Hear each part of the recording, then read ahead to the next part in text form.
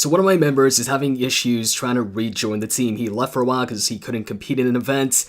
So now he's trying to rejoin, he can't find the team, so I'm like, let me just check the pending members section. Maybe he's got like a request, but he forgot about it. So I go ahead and check that. Now keep in mind, we did actually have no minimums before, but then we actually put a minimum in terms of tier because there were too many requests. And now, after putting in the minimum, there's even more requests than before. I think this is like the longest list of requests we've ever had. I mean, this just keeps on going. Look at this. Keeps going, keeps going. I mean, I appreciate every single one of you being, really interested in joining the team. If I ever need, somebody, a member or player to join, I will let you guys know on Twitter or on YouTube. At the moment, we're not looking for anybody. At least I don't think so. Actually, no, we might be looking for somebody next week. We'll see. But anyways, the list finally ends here with Roman Reigns. Great person to end on. If I was going to accept anybody into my team, it would definitely be Roman Reigns. Roman Reigns, the guy with the biggest pecs. Roman. Anyways, so after having fully trained both the Ellsworth cards, maxing them both out, putting in the tokens, I was getting ready to go ahead and pro him, and then I get this message telling me that I just got some free credits. You have received 500 credits. Now, this was expected, that this didn't come out of nowhere. Well, actually, it did come out of nowhere, but I knew it was going to come out of nowhere. So basically, for those of you who maybe opened up the game and you got the 500 credits, which pretty much everybody who played this past week will be getting these 500 credits, and you're wondering why you're getting these free credits, well, let me fill you in on why. So, Supercard tweeted out, for your information, the servers were just taken offline so that we can address some network issues that have popped up today. Servers were pinned, now on their feet. Event extended 5 hours. King of the Ring timers paused. 500 credits will go to people who played this past week. Credits rollout will take some time. Appreciate folks' patience with the bumpy connections this week. Now, personally, I wasn't really having any issues this week, during the event or anything like that. Yeah, there was some waiting on network sometimes while picking some shards. But aside from that, and that's something that happens pretty much every single event.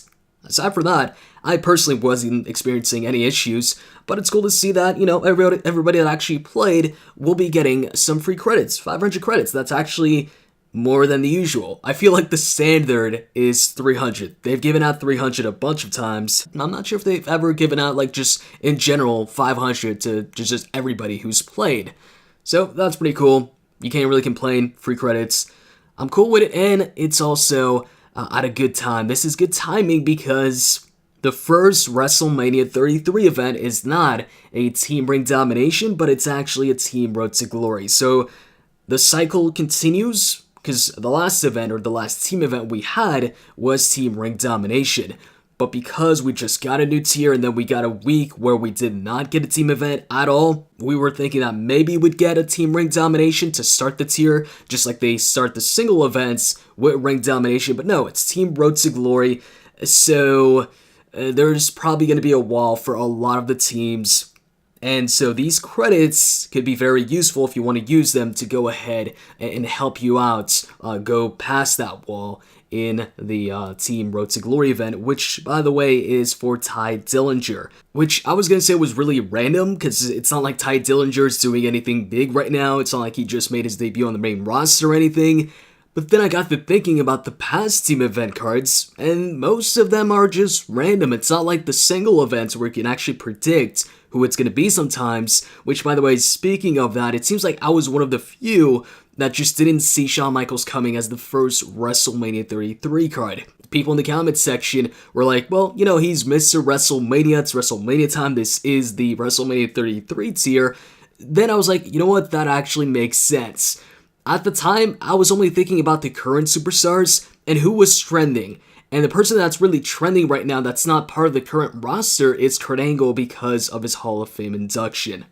So that's why HBK just did not cross my mind at all. I wasn't thinking about HBK or Mr. WrestleMania at the time. But anyways, we're looking at Ty Dillinger for the WrestleMania card, and then we're looking at another type of Ty when it comes to the Ultimate card, because Seth Rollins is tied with Samoa Joe as the best Ultimate card. So you're getting a really good Ultimate there. If it's a pro, even better. Unfortunately, Seth is not a pro for me, but if it's a pro for you, that's great. You're getting a really good Ultimate Pro out of this. And for the Elite card, they're giving us Summer Rae, which is one of the lower tier female cards in the Elite tier. She's definitely not as strong as Sasha Banks or Charlotte or Bayley in terms of stats, but if you can pro her, if you've already got one, then that's great. I know for my situation, my best diva or my best female card at the moment is Event Pro Alexa Bliss, and then the next best one I've got is a single Ultimate Sasha Banks, so I could use Summer Rae Pro, but unfortunately it's not a pro for me. Wouldn't it be funny if the Elite card and the Ultimate card for this team Road to Glory would be Paige and Xavier Woods? Then you'd know for sure there's nothing random about the cards that they pick here. Now, one last thing when it comes to this team event, depending on when I upload this, I might still be looking for a WrestleMania 33 tier player, an active one that can get a lot of points in a Team Road to Glory to join my team for this event. Now, of course, if I upload this after the event already started, then obviously it's too late and I'm not looking for somebody at the time.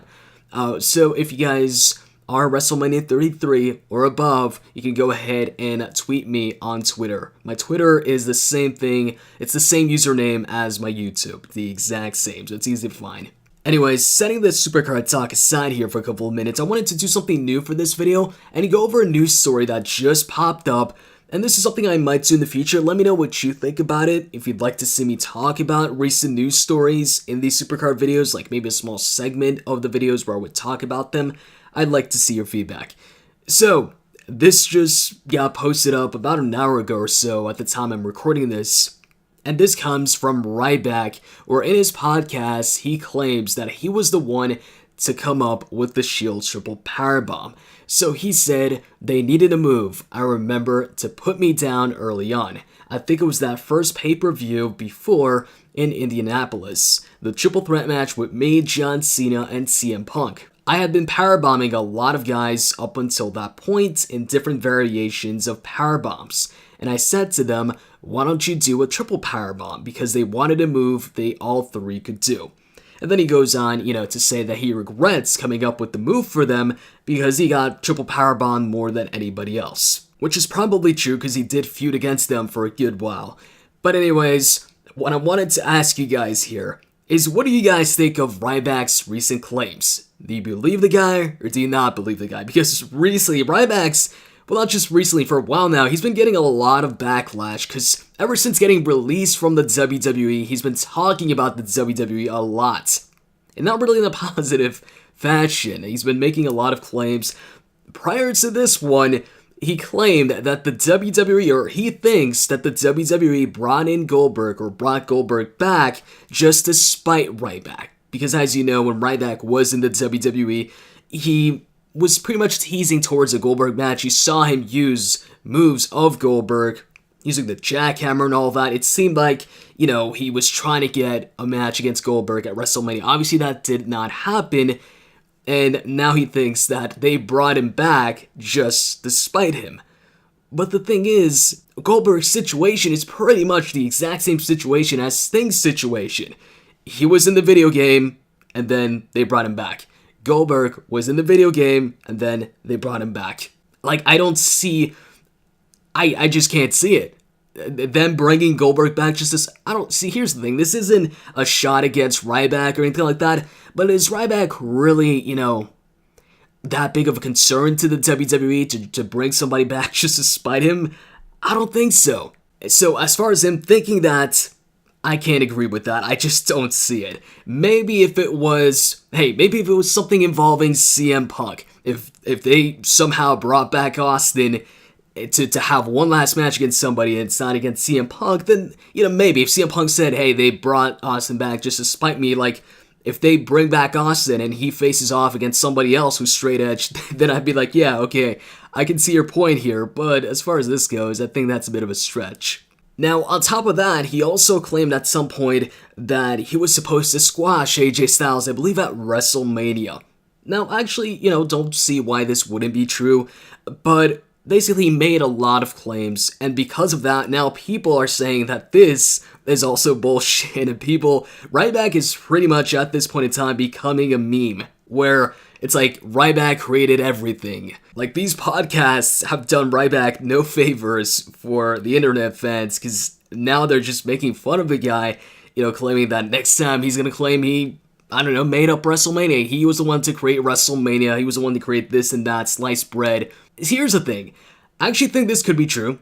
I don't see why he'd lie about this. It's not like it's something outrageous, him coming up with the Shield Triple Powerbomb or giving them the idea to use it. I think that could be true. You know what? I'll say that. This is probably not bullshit. But I can see, because of, some of the claims that he's made, why people are also calling bullshit on this. But this isn't anything outrageous or anything like that. I think it could actually be true. Let me know what you guys think in the comment section. And let me know what you guys think about Ryback. You see, when I think about Ryback, I think he could have been world champion at some point. Especially when he was undefeated and he was going to go ahead and face off against CM Punk, which he did for the title. Being undefeated, CM Punk had the championship for a good while. I think that would have been the time to make him the world champion. He was undefeated at the time, and they could have maybe had like a new huge star. Make him undefeated, hold on to that title. People would be wondering who's going to stop Ryback. He can beat 2-3 people at the same time. He beat CM Punk in his first championship match. Who knows, that could have been big. The guy was also really over during that time. But then, of course, he lost the match and lost his undefeated streak in the process. But then it seemed like there was another opportunity for Ryback to grab that championship, although his chances obviously weren't as big, and that's post-WrestleMania when he turned heel and attacked John Cena. It was the Raw after Mania. He turned heel. I think he faced off against Cena in 2 straight pay-per-views. Lost both of them, and I think at that point it was like, yeah, he's probably not winning the title anytime soon, if ever. And I think at that point anyways, the WWE was probably already looking at Roman as the next big guy that they wanted to push. And when I look at Roman and Ryback, I feel like Roman is the better in-ring talent. He's more agile, and when you look at the matches that they've had, I can name more great Roman Reigns matches than I can Ryback matches. The best Ryback match, to me, was his last match against Kalisto. But enough about the big guy. It's time for the moment you've all been waiting for. It's time to pro James Ellsworth. Now, just gonna make sure here that he is fully trained. And let's check the second one. Alright, we're good to go. You guys ready for this? Let's go. Yes, let's combine, and there we go. My first WrestleMania 33 card pro'd. And of course, I'm gonna go ahead, grab him, put him in a King of the Ring, and start my first WrestleMania 33 King of the Ring, which I'll update you guys on in the next episode. So that is pretty much it. Hope you guys enjoyed this video. If you did, you can click the like button down below. And with that said, I'm out. See ya.